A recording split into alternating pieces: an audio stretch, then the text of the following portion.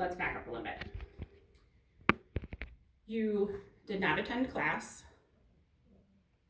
You didn't do your assignments. You didn't make your phone calls. Okay? Mm-hmm. That put you into a position with Scott where you could be discharged from probation or from programming. Yep. You were at that point. He discharged you, but said, and was hesitant to. It doesn't matter if he was hesitant. He did. He did it though. He did discharge you. He was hesitant to even consider reinstating you. But he did though. Stop. I can speak. You let me finish explaining though first before you argue with me. He was hesitant to even reinstate you. Okay? I had to update the court that this is where we were at. You were not in programming. You were in jeopardy of not being able to complete it. But in jeopardy of isn't the same as doing. Correct. But I still have to update the court because we have to have enough time to extend your probation if needed before it expires. Sure, but on the notice I received in the mail, it says that the probation department asserts under penalty of perjury that I did violate. That's the problem. It says that I did violate, and I did not. Okay, this is where we're at. But that's unjust. Okay, then I can ask them to move the court date back, and you can argue it with the judge. Really? That is your recourse with this situation, is you can go to the judge and say, I don't think that this is fair. However, where we're at right now is you've been reinstated, you've attended classes, I updated the court that was the case, so they were willing to push out the court date. I specifically asked them. Push out the violation court date? Correct. But I haven't violated. They pushed out the court date.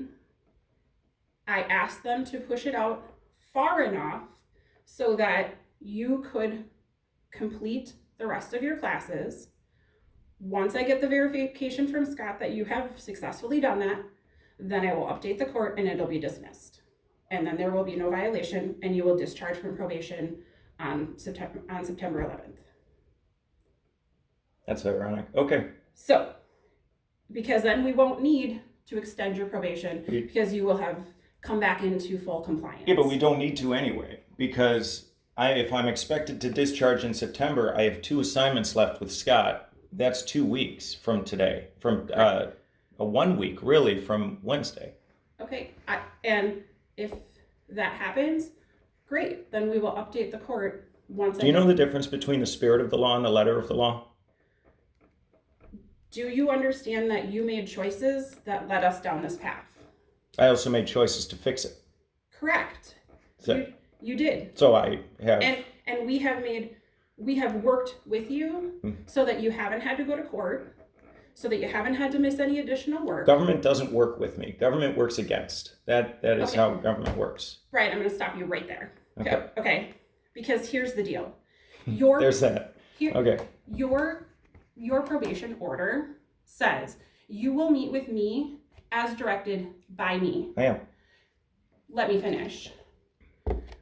I could choose to say I meet with all of my clients on Tuesdays at our South Minneapolis office. This is being recorded. That's fine. I could choose. That sounds like retribution. I'm not saying that. I'm saying I could choose to do that. You could. I don't. Why would you do that? I don't, because I understand. So then why'd you just say that? Because I'm trying to explain something to you when you're saying that the government doesn't work with you. They work don't. Against you. Yes. Can you let me finish this then? What I'm saying is I choose to work with my clients because I understand that forcing them to come into the office that's not close to them does not work well. They have jobs, they have kids, they have transportation issues. They can't afford to miss work. So I choose to work with clients to help them be successful and meet them when I can work around their schedule, when I can help them to still have their parenting time.